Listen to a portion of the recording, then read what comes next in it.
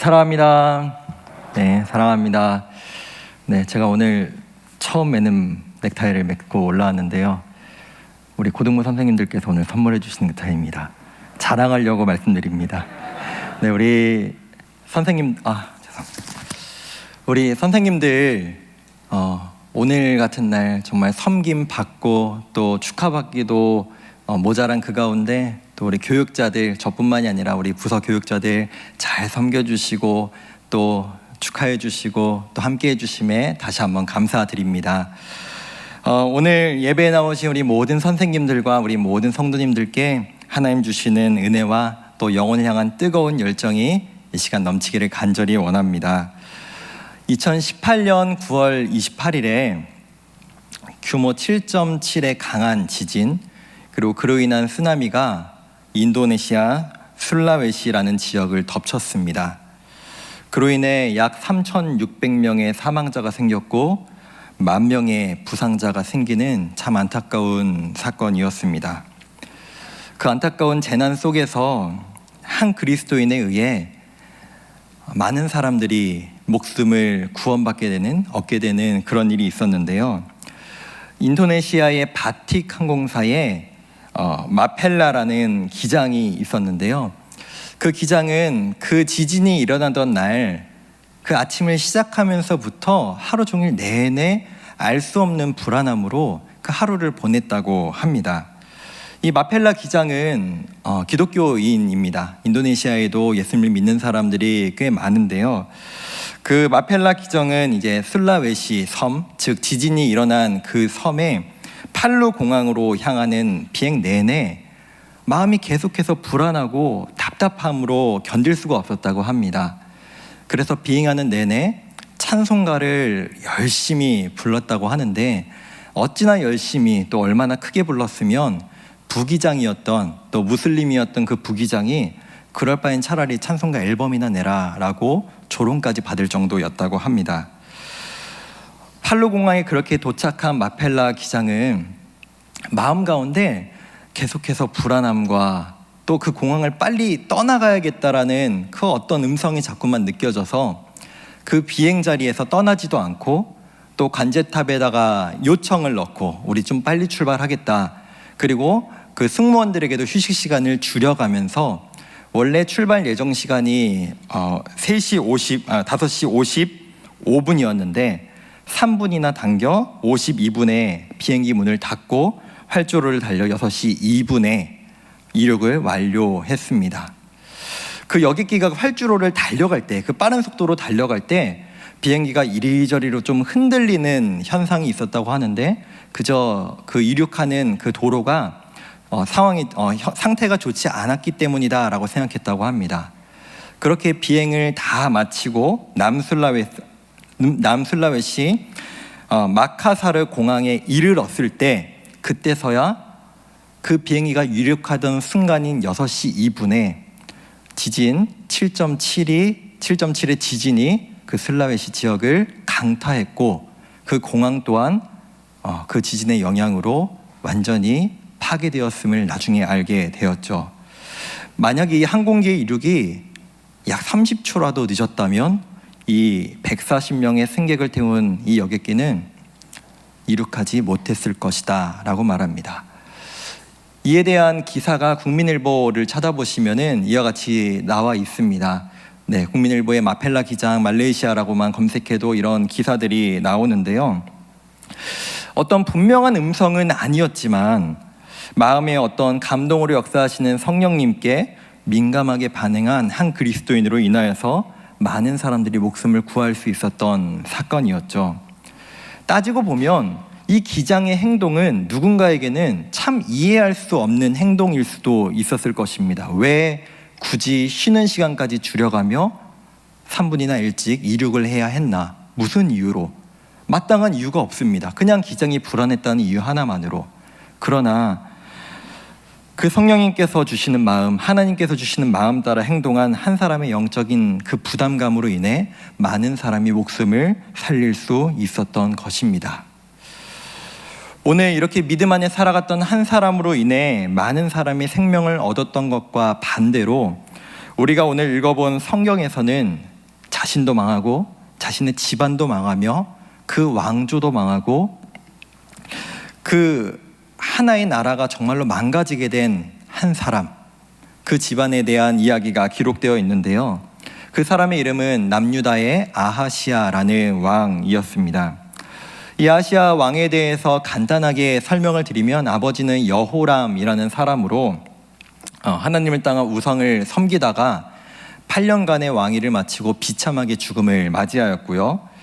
그 다음으로 왕위를 얻은 것이 아하시아 왕인데, 그는 사실은 왕이 될 사람은 아니었습니다.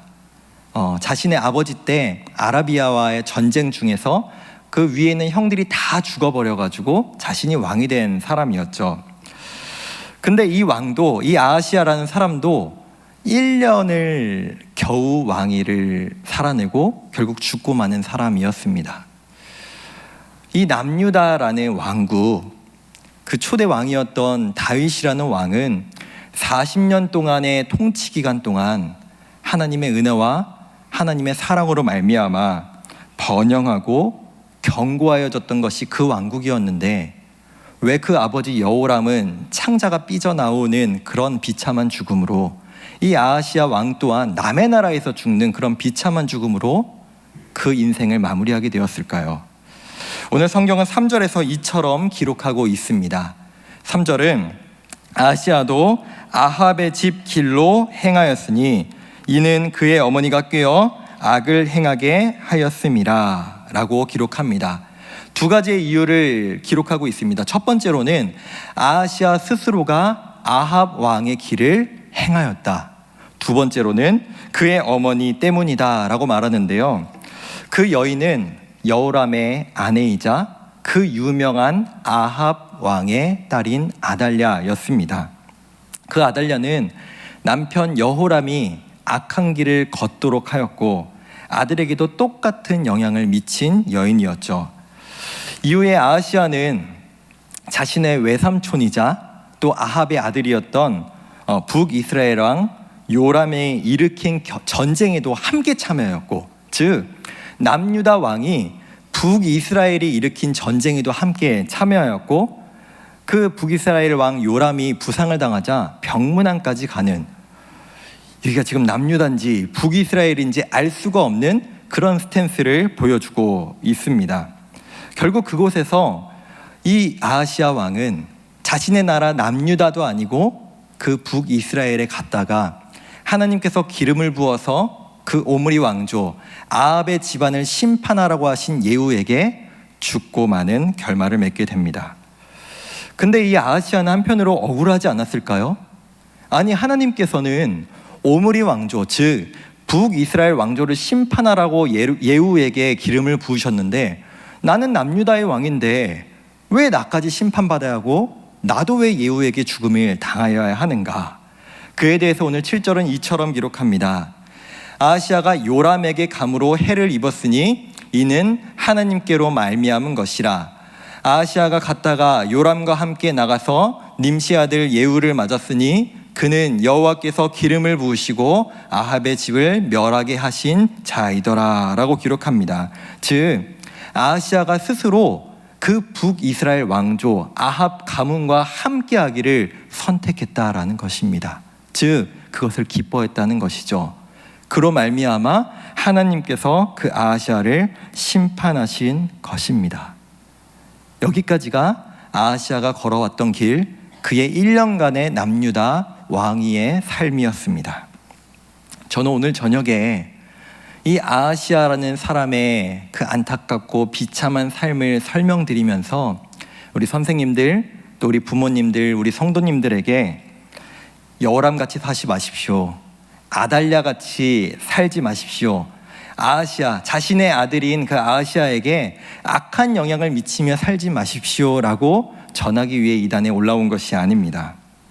사실 이 자리에 함께 하시는 우리 선생님들, 또 우리 부모님들, 우리 성도님들, 우리 자녀들에게 영적으로 선한 영향을 미쳐야 한다는 것을 모르시는 분이 여기 어디 계실까요? 특별히 우리 선생님들께서는 그것을 누구보다 잘 알고 마음 깊이 우리 이 자리에서 간증하신 우리 권사님처럼 또 우리 모든 선생님들처럼 그 마음을 다해서 아이들에게 선한 길을, 올바른 길을 전하시기 위해서 자신이 어떤 보수도 받지 아니하고 내 재정, 내 시간을 들여가시면서 헌신하고 계신 거 아닙니까? 그런데 저는 오늘 이 말씀을 보면서 이런 생각을 했습니다. 우리 자녀들이, 우리가 감당하고 있는 우리 다음 세대 자녀들이 마치 여호람으로부터의 영향, 아달랴로부터의 영향, 그뿐만이 아니라 그 아합 집안의 영향을 받고 있는 그 아하시아처럼 눈도 귀도 가려진 채 자신이 어디로 가야 될지도 모르고 자신의 누구를 따라가야 될지도 모른 채 살아가고 있는 그 모습이 우리 자녀들의 모습은 아닌가라는 생각을 해보게 됩니다. 아하시아는 자신의 아버지 여호람의 통치를 보며 자랐을 것입니다. 그 여호람은 자신의 왕조에, 자신의 왕위를 굳게 하기 위해서 자신의 동생 6명을 무참하게 살해합니다. 그뿐만이 아니라 유다의 지도자들도 무참하게 살해하죠. 그뿐만이 아니라 엘리야가 그 여호람에게 경고의 글을 보냈을 때, 그렇게 하시면 안 됩니다 라고 왕에게 글을 보냈을 때 그로 그치지 아니하고 그는 무시한 채 자신의 뜻에 따라 살아갑니다. 어머니 아달랴는 어땠을까요? 당연히 아시다시피 아합의 딸이기에 누구보다 악한 어머니로 자신의 아들을 그 악한 길로 인도하는데 가장 큰 영향을 미쳤습니다.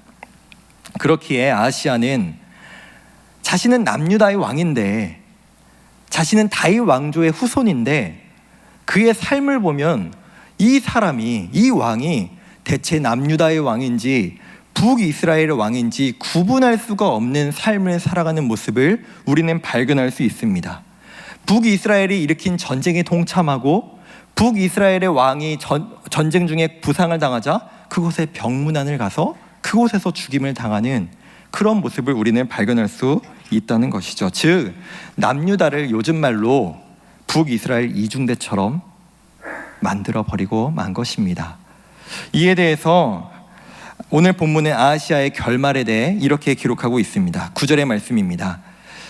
아하시아는 사마리아에 숨었더니 예후가 찾음에 무리가 그를 예후에게로 잡아가서 죽이고 이르기를 그는 전심으로 여호와를 구하던 여호사밧의 아들이라 하고 장사하였더라. 이에 아하시아의 집이 약하여 왕위를 힘으로 지키지 못하게 되니라. 아멘. 아하시아는 북이스라엘에서 죽임을 맞게 되었고 그 아합 집안의 영향 아래 살아갔던 아하시아와 남유다는 결국 정상적으로 후계자조차 길러낼 그 힘조차 없는 채 무너져 버리고 만 것입니다. 결국 그 이후에 유다 왕은 아하시아의 자손이 아니라 그의 어머니 아달랴가 왕이 되고 말죠. 하나님께서 세우신 그 왕조가 그 아합 집안에 세상에 홀랑 빼앗겨 버리고 만 것입니다. 사랑하는 성도 여러분, 이 아하시아라는 사람의 삶은 분명히 잘못이 있습니다. 그 스스로 아합의 집안의 길을 따라가기를 선택하였고 본인이 그것을 기뻐하며 그대로 살아가고 행했습니다. 하나님을 찾지도 않았습니다. 그러나 저는 이 본문을 보며 이런 생각이 들었습니다. 아하시아에게 남유다 왕이 당연히 걸어가야 할 아합 왕의 길이 아니라, 여로보암 왕의 길이 아니라 바로 그 영광스러웠던 다윗 왕의 길을 알려주었던 그 누군가가 과연 있었을까? 남유다의 왕이라면 아합 왕의 길을 따라가서는 안 됩니다. 다윗 왕의 길을 따라가야만 합니다 라고 말하는 사람이 감히 누가 있었을까? 라는 생각을 해보게 됩니다. 그에게는 영광스럽고 자랑스럽고 당연하게 걸어가야 될 길이 다윗 왕의 길이 아니라 아합 왕의 길이었던 것이죠. 그렇기에 아무렇지 않게 그 북이스라엘과 동행하며 그 북이스라엘과 함께 전쟁까지 치르는 그 삶을 살아갔던 것입니다. 돌이키든 돌이키지 않았든 사울 왕에게는 사무엘이라는 선지자가 있었습니다. 그가 잘못 행했을 때 왕이시여 그렇게 행해서는 안 됩니다 라고 말할 수 있는 사무엘 선지자가 있었습니다. 다윗은 어땠을까요? 다윗 또한 실패하고 실수할 때가 있었지만 그때마다 나단이라는 선지자가 그 왕에게 나아가서 그가 걸어가야 될 길에 대해 분명하게 알려주었습니다. 여아시아의 아버지 여호람은 어땠습니까? 엘리야라는 선지자가 그는 듣지 않았지만 당신이 걸어가야 될 길은 그 길이 아닙니다 라고 경고하였습니다. 그런데 이 아하시아 왕, 그의 왕위 기간 가운데 누가 감히 이 왕에게 경고의 말을 할 수 있었을까요? 저는 우리 다음 세대의 자녀들이 이런 상황 가운데 처해 있진 않은가라는 안타깝고 두려운 마음이 듭니다. 2020년 이런 통계가 나왔습니다. 주일학교 복음화율, 전국적으로 주일학교 복음화율이 약 3%다라는 통계를 보았습니다. 그것이 코로나 거의 초창기 때 통계니까 지금 2년이 흐른 지금은 어느 정도로 하락했을까 아직 잘 모르겠습니다만 그 수치로 따져봤을 때 우리 아이들이 학교에 갔을 때 약 한 반에 30명이라고 따진다면 그 30명 중에 믿음 생활하는 아이는 우리 자녀 한 명뿐으로 다인 겁니다. 3%라면요. 믿음의 동역자가 없습니다. 함께 신앙생활하는 친구가 우리 자녀들의 반에 찾아볼 수가 없는 겁니다. 조금 더 긍정적으로 말씀드리면 이게 전국적인 통계이기 때문에 이 후곡학원과 또 도시인 이 일산 지역 또 우리 일산교회는 그 3%보다는 조금 나을지도 모르겠습니다. 그런데 그거는 우리가 낙관적으로 생각한 것이고 비관적으로 우리가 정말로 위기감을 느끼고 생각해 본다면 우리 아이들은 그 어디에서도 믿음에 따라 살아가는 친구들, 믿음에 따라 살아가는 그 동료들을 그 어디에서도 찾아볼 수가 없다는 것이죠. 즉 아하시아가 아합의 길을 따라 살아가는 것이 당연했던 것처럼 우리 자녀들 또한 세상의 논리에 따라 세상의 가르침에 따라 살아가는 것이 우리 아이들에게는 당연한 것이죠. 그 어디에서 하나님 말씀대로 살아가는 친구들을, 사람들을 찾아볼 수가 있을까요? 그렇다면 우리의 자녀들은 과연 어디에서 그 다윗의 길, 하나님이 우리에게 걸어가기를 원하시는 그 말씀의 길을 우리 아이들이 발견하고 볼 수 있을까요? 간절한 마음으로 우리 선생님들과 우리 성도님들께 간구하며 부탁드립니다. 사랑하는 우리 모든 선생님들, 우리 성도님들, 그 길을 보여줄 수 있는 것은 우리 어른들, 우리 선생님들 뿐인 줄로 믿습니다. 아멘. 우리 아이들이 일주일 내내 그 길을 볼 수 있는 곳이 없습니다. 마치 그 아합의 길이 당연하고 그 아이들에게는 왜 우리가 말씀에 따라 살아가야 돼? 내 친구 중에 그렇게 살아가는 친구들 아무도 없는데 엄마 왜 그렇게 살아야 돼요? 아빠 왜 이렇게 살아가야 돼요? 라고 말하는 우리 자녀들 뭐라고 말할 수 있겠습니까? 다윗의 길이 당연한 것인데 남유다 왕이라면은 다윗의 길을 따라 걸어가는 것이 당연한 것인데 하나님의 자녀라면 말씀 따라 걸어가는 길이 당연한 것인데 우리 자녀들은 그것을 볼 수 있는 길이, 볼 수 있는 방법이, 볼 수 있는 사람이 어디에서도 없다는 것이죠. 그렇기에 우리 선생님들이 너무나 귀합니다. 우리 선생님들이 너무너무 중요합니다. 왜냐하면 세상에서 우리 아이들에게 지식을 가르쳐 주시고 진로를 가르쳐 주고 학업을 가르쳐 주는 우리 선생님들, 그것에 대해서 그 누구도 잘못했다고 말하지 않습니다. 그 누구도 의문점을 제시하지 않습니다. 왜 그렇게 살아야 되죠? 왜 공부해야 되죠?